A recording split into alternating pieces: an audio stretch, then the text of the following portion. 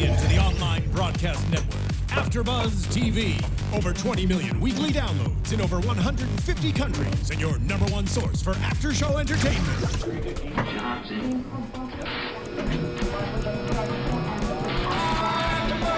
AFTERBUZZ TV, the destination for TV superfans. Producing aftershows for over 300 of your favorite TV shows, interviewing celebrities and showrunners, and bringing you behind-the-scenes exclusives. All thanks to E! Entertainment's Maria Menounos, producer Kevin Undergaro, and internet leader Akamai. Now, let the buzz begin!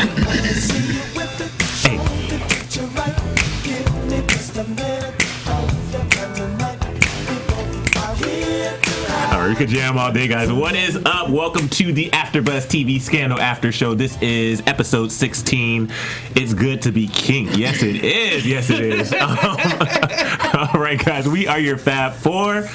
Starting with me, Emile Ennis Jr., and joined with... Hey, what's up, everybody? I'm Kennelia. Hi, I'm Sofia Stanley. And I'm Bamm Ericsen. All right, guys. So overall, what do you think about the episode and I guess the direction of the season so far? Well, I was bored stiff until Huck killed Lena Dunham.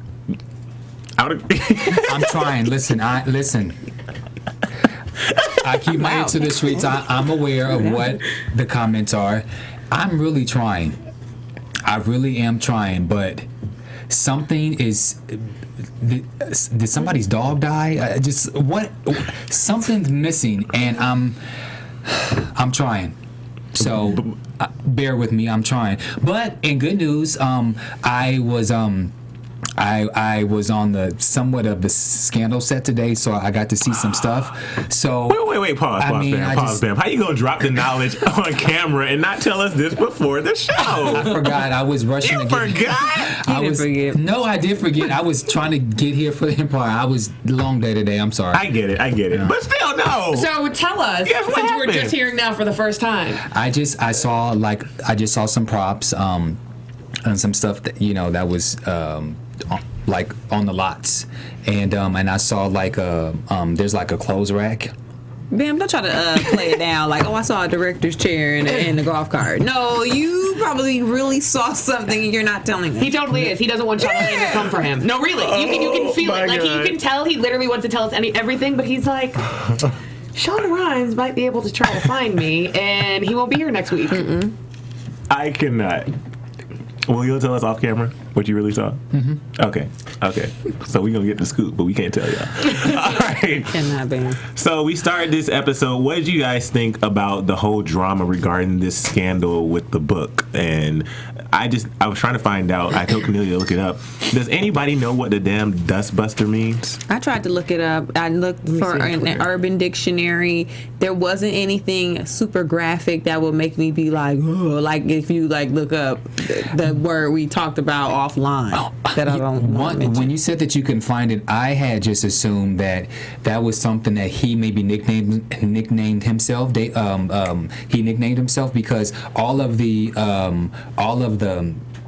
political guys all had something that I guess catered to them, like David Rosen was a doctor. But see, I feel like David was the only one where it wasn't, the doctor wasn't about what he was actually doing. It was just the initials. But everyone butter whatever, double stuffer, like all that other stuff, it was related to an actual sex act. I'm gonna assume maybe I'm gonna assume the maid, dustbuster, and that's what I was thinking. Busted, some tickling, and tickling before he bust. God. We about to get graphic. I tried to look it up, and then there was nothing super graphic that would make me be like, So, if you're in the chat room either now or if you're watching at a later time on YouTube or iTunes, and you would like to educate us in a PG-13 kind of a way on what it means, we'd be greatly appreciated, because I got nothing, and if I did, I don't want to out myself. Oh, okay. All right. So we don't know what Dustbuster is, but like Sofia said, let us know. There's 17 other men in this book, and they're all somewhat related to the political field. Abby takes this to Olivia and says, basically, if this book comes out, it's going to not only ruin Leo, it's going to ruin me because I'm connected to him. Then Liv automatically goes to meet Sue, and we see Sue is played by Lena Dunham. And we all kind of had the same reaction when she kind of went in on her immediately. I want to hear your thoughts on the way she approached the situation, what she did, and what we think she should have done. She and one of you guys said it while we were watching. She played her whole hand, but it seems like Olivia. You know how some people just always try to be just too assertive and just too hardcore with it. Like, you're gonna do this, and when I say this, you're gonna do that because I get it done. Like, Olivia, why couldn't you just talk to the girl over a cup of Joe at Starbucks or Coffee Beanery? You couldn't really come to her differently and be like, listen, got wind of the book. Yeah, you know, it's what you want to do, but this is what's going to happen. So what do you need? What do you want to silence this book or to get some type of vindication? But this whole her storming in and being like, I'm going to take care of it. She just needs to relax. I'm going to defend Liv and say because of what she's gone through in the past couple of months, 6-8 months, and then the fact prior to that whole mission, you know, she left and she went off on this deserted island with Jake. Sure. So she's rusty, and the passion for her being the fixer is gone. And so because she just came through this traumatic episode, I feel like what the writers are doing is she's halfway, half full. So it's like she's kind of in, but she's kind of out, and so that's why we're not seeing the Olivia Pope, is because there's a part of her where it's just not in her anymore. She's tired.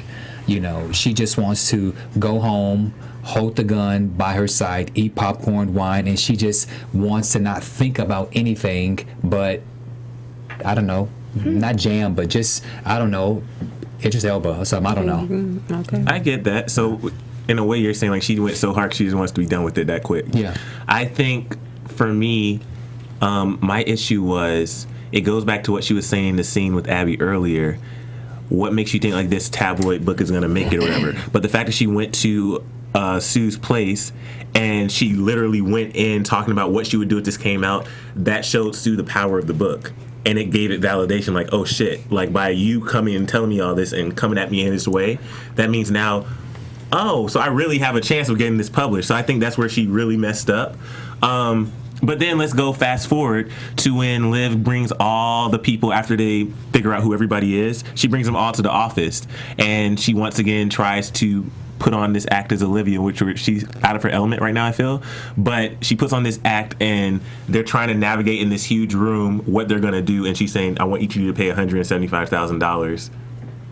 Who cares? So what? Who cares? Like, if they had sex with this girl, who fucking cares? And I'm kind of on this. I want to hear a different opinion because I'm kind of on the same wavelength as Bamm. And even though they're in politics, it kind of goes back to what David was saying. Even though they're in politics, it was consensual. Same script, different cast as Whitney Houston and Deborah Cox sung back on 1997, her greatest hit. Same script, different cast.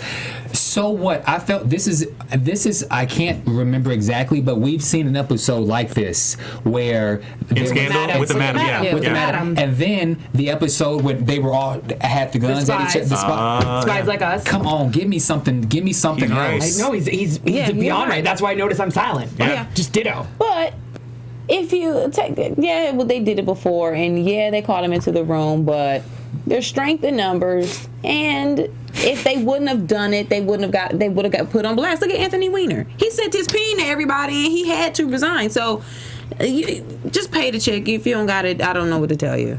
You got to know who you're sleeping with. When you get to that level in your career, whether you're in politics, entertainment, somewhere where people know you and you are familiar, you gotta know who you sleeping with.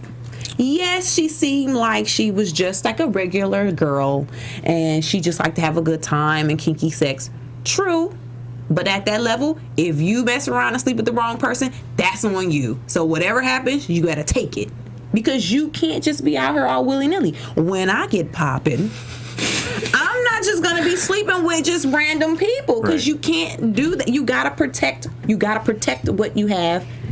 You can still do your thing, but you gotta protect it, and you gotta be strategic about it. But see, the problem with that is, hold on just one second. There's just You made it seem as if you're doing it now, but when you become famous, you're gonna stop. I'm sorry. I ain't doing that now. I'm sorry. Why do y'all think I be so thirsty with every dude I see? I'm just saying, it seemed that way. But I know that's No.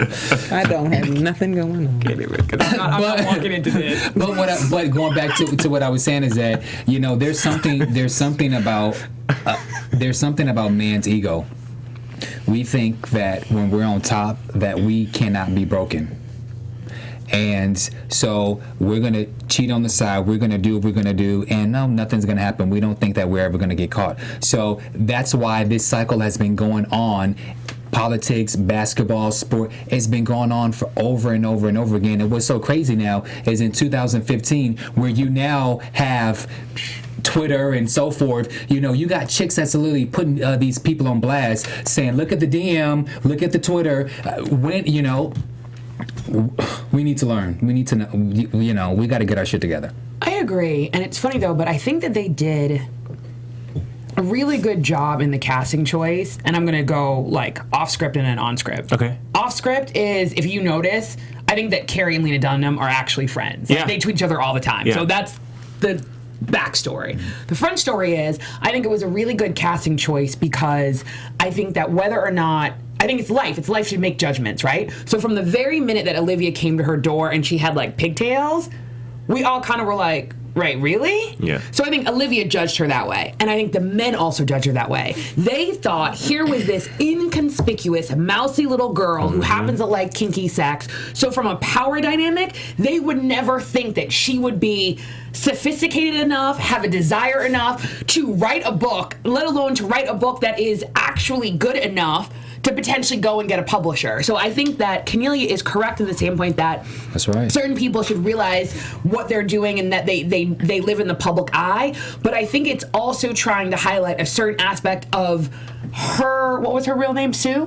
Yeah, Suzanne. Sue's invisibility, right? That there was a certain invisibility about her that, like, she's a girl that you wouldn't notice. But yet, even just notice the dynamic with Huck, there was something about her. There's obviously something about her that these men found alluring and attractive and sexy. And I think they were trying to play with our perceived notions of sexiness, our perceived notions of kink, and our perceived notions of you really don't know what people are doing behind closed doors. That's the only thing. And if you notice, I'm kind of trying to stretch because I'm actually with Bamm that until I was kind of a little bored. But something, and I guess maybe because I was bored with this episode, I noticed the color patterns that each of the characters are wearing. Oh my god, I noticed that too. Yeah, and Lena's character, when she walked into OPA, she had on this blazer, but she had on this nice top. It was a very crisp blue that she had on.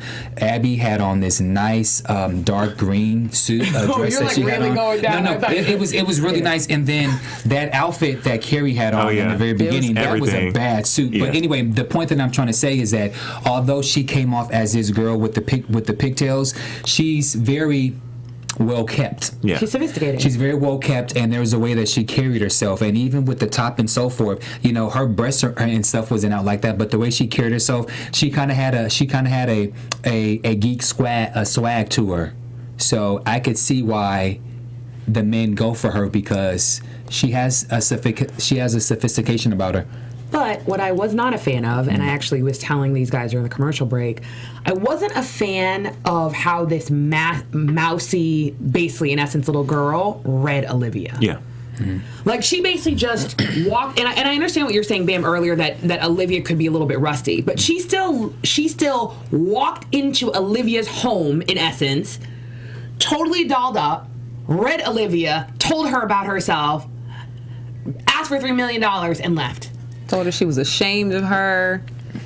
And it does beg the question, like, oh yeah, so you're gonna call me a whore? Like, that's all you got? Exactly. Yeah. Like, so you really thought I wrote a book about sleeping with men, and that I really never thought that they were gonna call me a whore? Like, you're actually being condescending. She has nothing to lose right now. Right, and not only are you being condescending, given the fact that she, from the minute you opened the door, knew who she was, She was assuming you did research on me. So you really think I'm a 26-year-old woman? And again, I don't care if you went to school, didn't go to school, went to Swarthmore, went to Harvard, didn't go to Harvard. I don't care what you do in your life. If you're a 26-year-old woman and you write any book about sex, even if it's fiction, they're going to call you a whore. Exactly. Every woman knows that. So I felt that what Olivia was trying to bargain with was weak. And even though she had to read her, it made me upset that she was being read. Okay, I was gonna say, well, if Olive came so weak, then she deserved to be read. I agree, and that's why I'm mad. Yeah. So, Exactly. Bamm, you created a perfect segue earlier. We were talking about the patterns, how you were noticing the outfits and stuff. So I want to talk about Abby's kind of monologue with Leo in the room, where he said, this is my situation, this is my life, but he didn't realize how it directly affected Abby. I thought that was a really powerful speech, especially since obviously Bamm and I aren't female, so we can't really identify what she's going through. But it's nice to hear a perspective for her to say how, even though she's in a power position, she still has to have Leo mentioned in an article for it to be validated. So what did you ladies feel about that speech? I thought it was good. I thought it was dope, especially coming into a season where we're about to have what I call, and I hope it isn't the case, but I feel like we're going to have a war on women now that Hillary is taking a step forward. So I thought it was nice that they highlighted that, especially talking about how, like, her thighs, and if she doesn't wear lipstick, she let herself go, things like that. With Hillary, her hair, people always talk about her hair. They talk about her pants, her ankles. They talk about everything. Her shape. Her shape, everything. Everything we do is always highlighted, and it's never always about the work.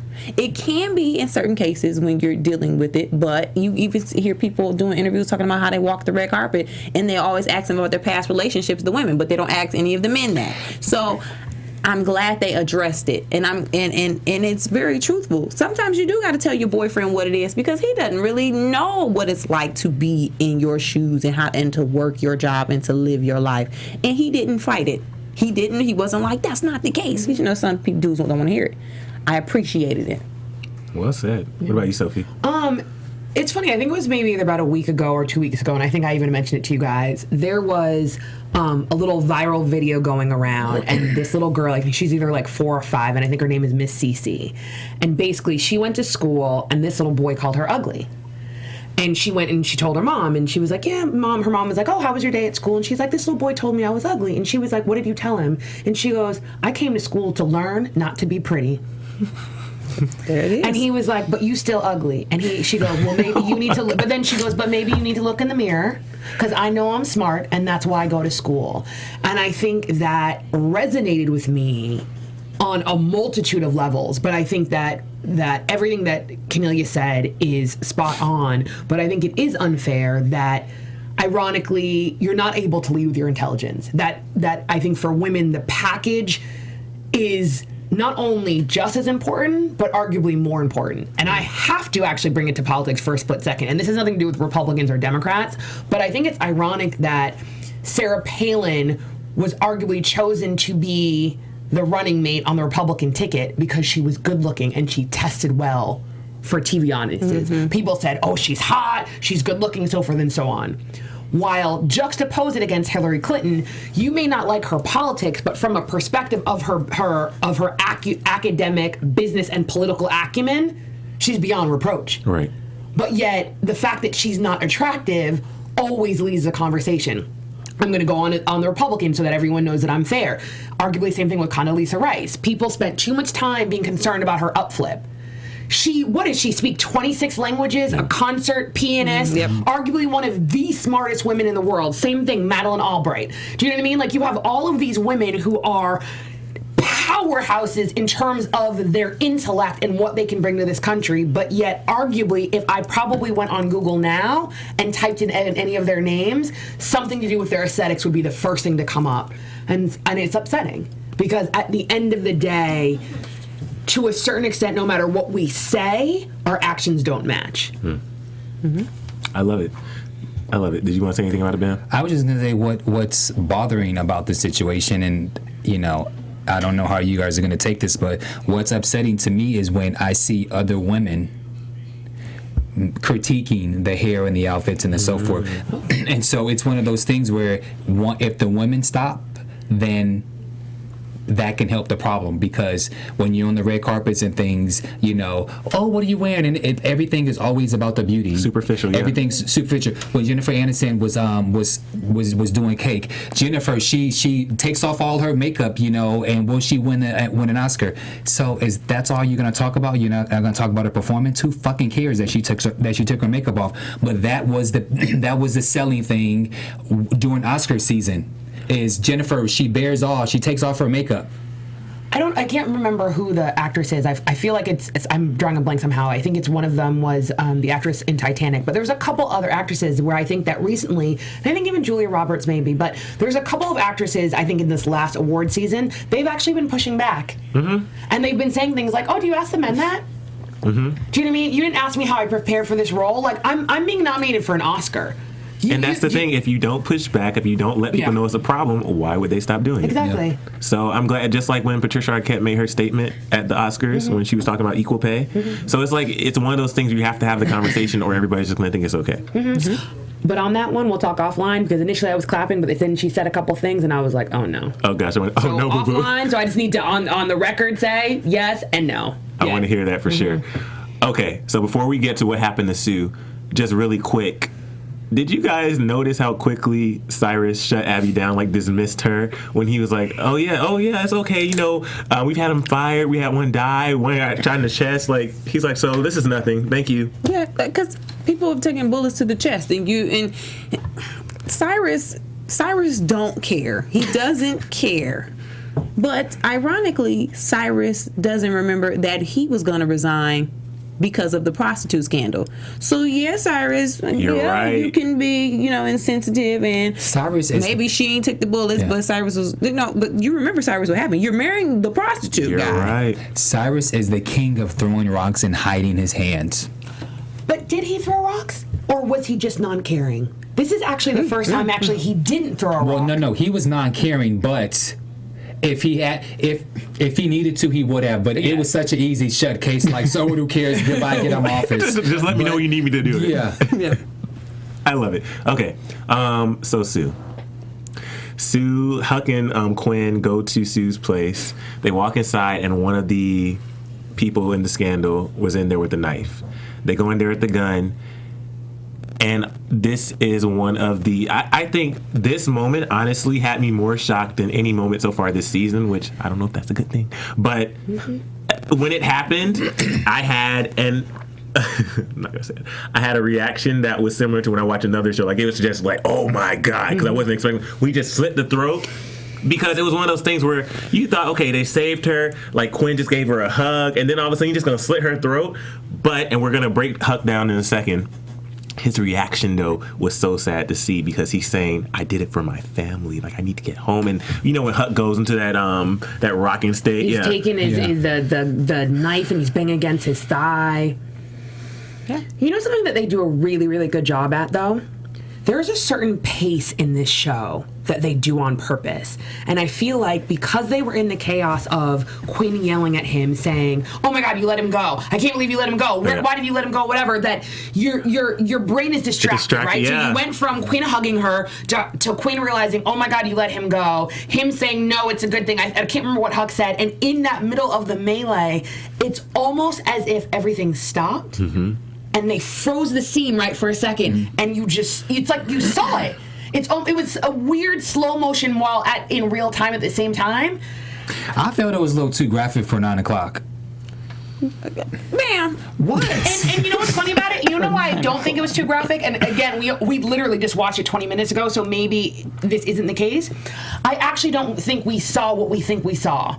They set up the scene so much that we imagined it. Does that make sense? Like, I guarantee you when we watch it, other than when she's actually lying down, all we saw was the motion. Because they flipped the camera we saw behind where it was ending there. But they set it up so properly. Your brain filled in the rest. But I could be wrong, so please let us know, hashtag ABTV Scandal, whether or not they actually showed her actually getting her throat sliced, or whether or not it was the motion. And because I think they did such a great job of setting up the scene, our brain filled in the rest. Yeah.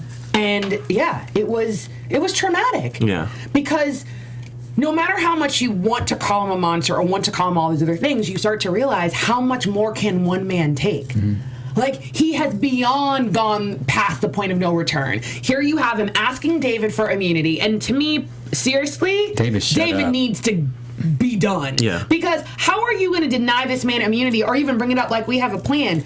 Do you not know what I've done for you? Do you not know what I've done for this country? Like, have you not read the folders? If I say I want immunity, you say, okay, cool, here, sign here. What part of that do you not understand? So I feel like here you have him begging for immunity, begging to go home. He literally sees his entire life that he was in the hole for, measuring and writing letters to a wife and a child that he was never going to see again. And here's just this person right here, and in his effed up mind, what he did was logical and it was efficient. It was the most efficient way and the most logical way to solve the problem. Everything he said was true, though. Very Which, true. going back to what even Quinn said, our client was Abby. Mm-hmm. I loved when she did that. I loved when she did that because Liv was so focused on the wrong thing. And I just like when there's those moments in the show. You know, sometimes we're talking and someone would do a point. Like when Kennelia read Live and Fits for Filth one night and we had nothing to say. It's like, I love when I'm they a true believer that how you meet them is how you Like, it was one of those moments where Liv had nothing to say. She's like, at first she's like, she did her Hulk Hogan face. Yeah. But you know what the problem is? And I keep saying this, and maybe it's not happening at the speed that I want, and maybe it's happening. Mm-hmm. Olivia, to me, seems like she's not evolving. And the reason I say that is, isn't this Amanda Tanner all over again? That's exactly what I thought. You run in, and you try to read this girl, and it doesn't work, and all of a sudden you realize she's a real girl with real feelings and real emotions, and you go, oh my God, somebody wronged her. I need to help her and bring her into my fold.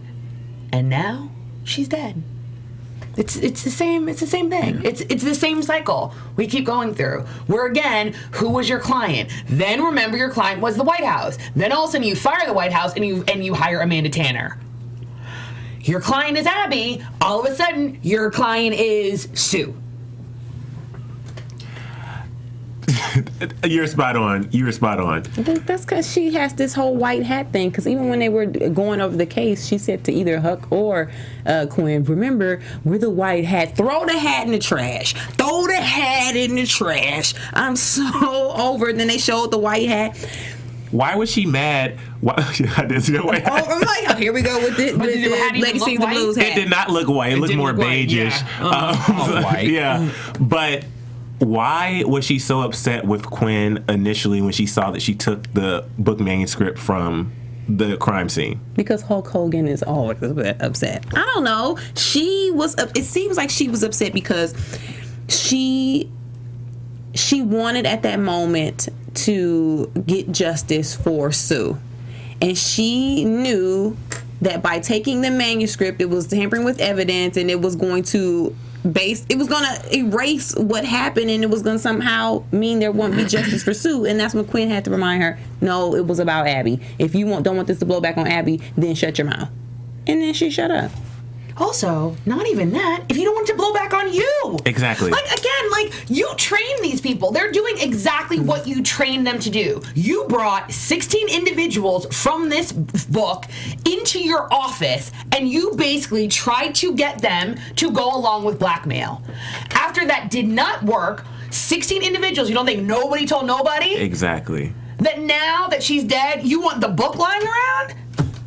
But again, and I'm sorry for being so dismissive, because this is the only space where I can basically be like, okay, she's suffering from PTSD, so forth and so on. However, the only reason I feel like that's not valid is this is how she is. This is how she was before she got kidnapped. Do you get what I'm trying to say? It would be different if we were seeing Liv do things that she had never done before, and that we'll talk about the final two scenes. Mm-hmm. But this is textbook Olivia.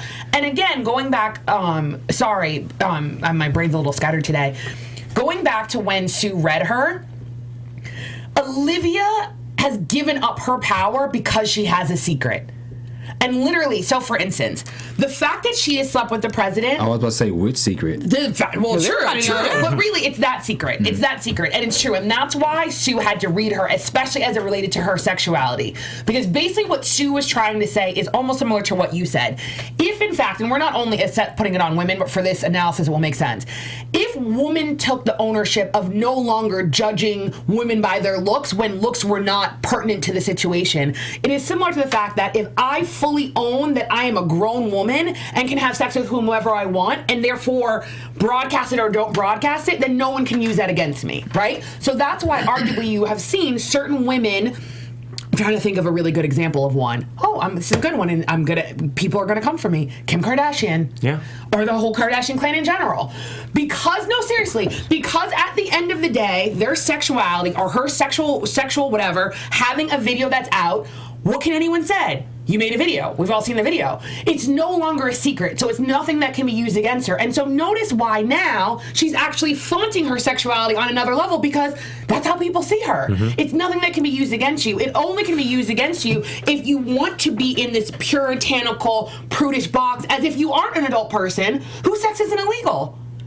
The only way that sex is bad is if we create moral rules that it's bad, and then moral differences between men and women.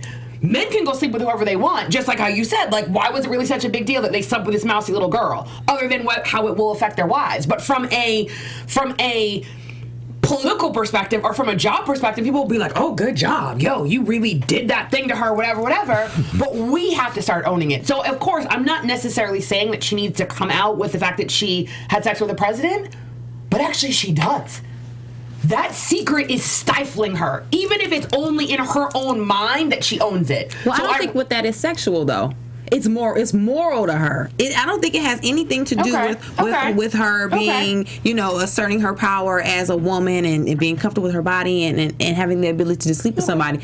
I think her problem is because he's married. It's that he belongs technically to someone else, and she feels bad about wanting that. And being I agree with you, but this thing is, and I have to bring it down this way, and I'm going to get the quote wrong, but there's a reggae song, and basically the premise of the line is, if a gal man run you down, gal enough for your fault, take him. So basically what it means is, if a girl's man is coming for you, and you're not doing anything, and he's coming for you, and you think, okay, I'm cute, all right, cool, we're going to do this, it's not your fault. He came for you because you can't take anyone's anything. Even within the guise of a sanctimonious marriage, if someone comes for you, I am actually not in a contractual relationship. You guys are. So you coming over here to me, I don't have a contract with either one of you saying that I won't sleep with you. You guys have a relationship. I actually didn't do anything wrong. Fitz did. The fact that we actually call women, because we never call men, the fact that we call women homewreckers, again, we're always assigning somehow morality to women, but not to men, yet we give all the power to men.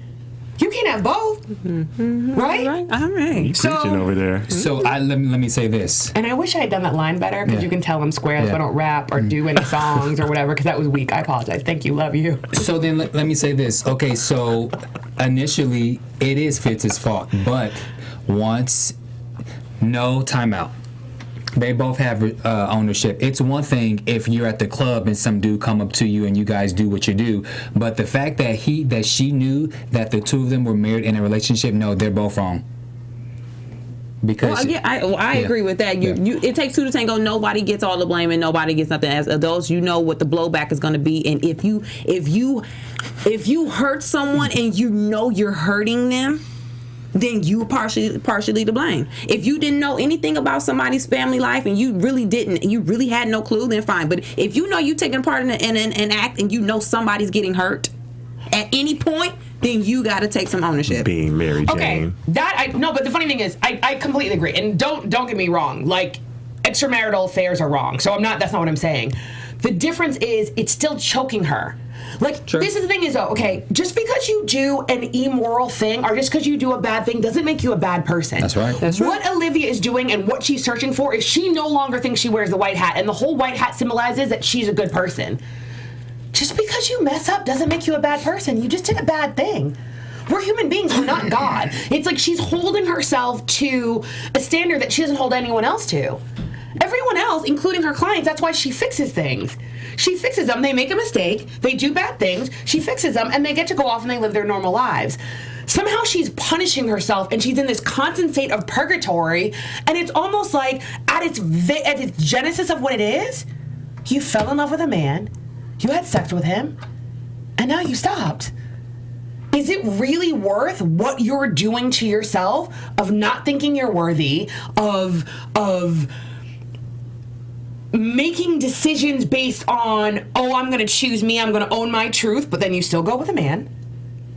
Do you see how that doesn't work? It's like your problem, ironically, is you're dealing with a man, and you say, I'm going to own my truth, and I need to look at me, but then again, you take a man.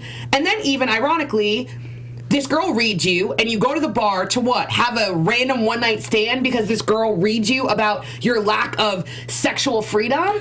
And then same thing, and even though, yes, it may or may not have been a hot scene, but again, do you see what I mean? She's ironically letting everything revolve around a man versus revolving around her and her choices. Yeah, Some people are like that, but though. I had a problem with, she reads a book and then all of a sudden she puts on her dress and Marvin Gaye plays Sexual Healing. But it does happen because it happened. It happened with Melanie and Darwin went on the game when they broke up and she started sleeping with the dude who was on this with her. Yeah, the hot dude, the doctor. Makai Brooks. Yeah. So do we think he's going to be around, or do we think it was a one-night stand? I think he may be around for a couple of. My thing is, Kennelia said it, and I on the same page. For somebody like Olivia Pope, the fact that Sue, as soon as she walked in, oh, you're Olivia Pope. Like, she's in a town, she's saying people know who you are. And the fact that she used to do press for the White House, like, people know who you are. If you talk about living in D.C., you know, especially a figure like that. So if he lives in this town, I'm assuming he knows her, so she put on her little fake name as if that's going to work. A club name. Yeah, a club name. But the thing that Kennelia said, which I completely agree with, is, you know, I don't know because I'm not a celebrity or anything, but if I was in that situation and I went to have random sex, you're not coming back to my place because I don't want you knowing where I live. That's the problem with random sex.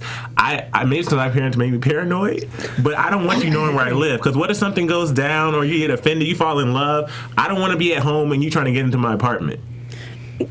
I wrote down that she must have been in Delaware. She must have driven to Delaware, which is a hop, skip, and a jump from D.C., and she went to the local, you know, the hot spot up there, and she got it popping. Because she couldn't have been in Georgetown. They know you, girl. They know you. She could have been in Northern Virginia. She couldn't have been in Maryland. They know you. So I'm hoping that she was somewhere away. Or maybe, as you were saying, Emile, maybe he's going to come back at some point. And I don't really think that because that actor is Brian White. I mean, there was 2 scenes, a couple words here and there, and then he had a sex. For an actor like Brian, I would have. Maybe there's more. But that's why I think he's coming back because he's not. You could get. I'm not. Oh gosh, I don't want to diss actors. But you can get an actor who's attractive, but he's not as well known. Mm-hmm. And Brian White is somebody we've all seen around the circuit for years. So I don't think they would just bring somebody of that level to just come on, do a quick sex scene, and then. But you never know. I mean, a show like Scandal, if you offered it, I'll take it. Yeah, that's true. Well, let us know. You know what? You out there, Gladiators, we want to hear what you think. What is your prediction? Do we think that Russell will be coming back, or do you think it was just a one-night stand? Make sure to hashtag ABTV Scandal. If that's his real name. So before we get to the final Melly Lizzie Bear, Jake and Fitz are now in cahoots tracking Liv to find out her. Why are you asking Jake to check on your girl when you asked him to do that the first time and then they fell in love, they was knocking boots, and then they went off in Kumbaya Islands and you almost killed yourself? But they're both it's stupid. Like there's not any other homeboy that you can get to do that. I'm gonna take it back to what we were talking about on the Empire panel just a couple hours ago. We talked about how Boo Boo Kitty is now aligned with this whole trio, but everybody can't get it. So they're lining up right now, but in the end, they both can't have her. So why are they teaming up? Because that's how they are. Certain people are just like that. Like, they have this competition. I want her, and she loves me, and then this, but come in the office, let's have a cocktail, and we can talk about it, and then we don't want her with nobody else. It's very territorial. Like Cyrus put it good. A locker room talk. They're in the locker room slapping towels. it seems like just a masculine thing that they want to do. And it goes back to what Rowan was saying, that no matter what, they're the same. It's the good old boys. And it's the good old boys literally sitting in the Oval Office, drinking scotch, talking about you, while you are alone in your house, suffering by yourself. Real talk. They need to bring. I miss Rowan just a little bit. I want him back. So finally, Mellie announces through Fitz that she's running for Senate in Virginia. How do we feel? So what? Who cares? It really is. That's like it's And also, too, I need them to change her style. You can't have her announce it in the same, like, Pollyanna curls that she's been wearing. Does that make sense? Like, just even look at the difference between her aesthetics and Lizzie Bear's aesthetics. Even if just for once they just changed Mellie's style, even took her out of a dress, something, and either one can be conservative and powerful and so forth and so on. It just means whatever she was before, she has to change. Yeah, you can't wear the June Cleaver sweater. Right, so that we can see her differently. I can't have it. And I really am starting to think, like, she's delusional. Yeah. Like, she's downright delusional. Even in the fact that you were surprised that this woman came to you and figured this out. Like, you forget you're in D.C. and, like, this is literally what people do all day, every day, is they strategize on this type of stuff, and someone who actually was in your inner circle comes to you and you're surprised? Mellie is wearing this. They have to be keeping her this way so she can get whooped on. If she adjusts and changes her style, then that will give the perception that she has a possibility to win, and she knows she has the possibility to win and has to do what she has to do to win. Mellie needs to keep doing what she's doing so she can get whooped on and have this humble pie, because I'm not going to think. I don't think Mellie needs to be shown that she has to change, and she needs to get her butt whooped to feel it. She can't. I don't want her to breeze through. I don't want her to adjust. Yeah. I want her to stay the same. I want her to keep wearing these little sweater sets and doing this so she can finally see. Dang, maybe I don't got what it takes. I need to step it up, because sometimes you need to be smacked on the nose. I just know she has some white ass teeth. Crest white strips. Like. Seriously, you're late. Can we get her on a Crest commercial for real though? I could see her on there though, for real. Really okay, well, since you're putting people on blast, why don't you stand up and show everybody your new outfit? I am not standing up on camera right now. I'll put the picture on Instagram. I saw the pictures. And on Twitter and Facebook. Basically, I'm wearing a mesh shirt underneath, and they took a picture earlier after we You'll see it on Instagram. Anyway. No. It's like, y'all are it's not a 6-pack, it's like an 8-pack. I had to be like, damn. I cannot with y'all right now. But I saw y'all on YouTube. I saw it because I said last week I was like, Mellie's capable, but I never went into details how she was capable. And y'all came for me. They came. Like, I was going down like, oh, you're right. Like, you're right. So I don't know. I want to see what's going to happen with Mellie, because so far I'm not seeing her. But what do you think about Lizzie coming on for the campaign? It makes perfect sense. Lizzie needs to get back in. Lizzie, just like she said, she's tired of being Cyrus's you-know-what. That's not... And because this is the difference is, because Lizzie isn't Mellie. Does that make sense? Lizzie obviously has always been her own person and actually hasn't relied on someone else as part of a couple dynamic to get ahead. True. So technically what has happened is she is now in a relationship with Cyrus. That's not normal or organic to her. So she chooses who she partners with, and she sees something in Mellie that is a possibility. And I see something in Mellie that's a possibility, because when she did the whole that cliff diving or the cliff jumping thing, that was the Mellie that potentially could be president, regardless of what she's wearing. We're not seeing it. You're right. So it doesn't make sense. But it's there. It's there, but we're not seeing it. All right, well, let us know what you think. But it's that time of the show, Kennelia's Cold Piece of the Week. I'm going to make this quick, guys. Cold piece of the week for Scandal Season 4, Episode 16 has to go to Huck. He killed somebody right there. Huck is a murdering machine. He sliced that girl's neck like grandma's pound cake. He cut her down like the family reunion watermelon. And we didn't even expect it. We did not expect it. He pulled a knife. It wasn't even a legit knife. It was like one of those little knives on the infomercial where they show you cutting a tomato, and then he's like, it bends and it's flexible. It can cut the tomato and it can cut this. It was one of those. And for that alone, I'm going to have to give her cold piece of the week. And I have a cold piece set of the week, and it goes to Emile's abs. Emile's abs get cold piece set of the week. Like Sofia said, Emile doesn't have a six-pack. I'm going off. He don't even have an 8-pack. Emile had 12 abs. I could not. It was like, bloop, bloop, bloop, bloop. You know how you going out of your apartment complex and it got the little speed bumps? Emile has speed bumps on his stomach. Oh my God. So for that, I'm giving Emile's abs cold piecette of the week. Listen. Let us know what you think online. Hashtag AFTBuzz Scandal. Cold piece of the week. All right, guys. Do you have any predictions? I have no predictions. We'll keep watching. We'll be here every week. Where can we find you guys on social media? You can find me on all social media at Bamm Ericsen. All social media at Sofia Stanley. All social media at Kennelia. At Emile Ennis Jr, bestin.social, and Chasing LA on YouTube. Thank you guys so much for joining us for another Scandal. We'll see you next week for the big wedding. Ooh. From executive producers Maria Menounos, Kevin Undergaro, Phil Svitek, and the entire AfterBuzz TV staff, we would like to thank you for listening to the AfterBuzz TV network. To watch or listen to other after shows and post comments or questions, be sure to visit AfterBuzzTV.com. I'm Sir Richard Wentworth, and this has been a presentation of AfterBuzz TV. Buzz you later. The views expressed herein are those of the hosts only and do not necessarily reflect the views of AfterBuzz TV or its owners or principals.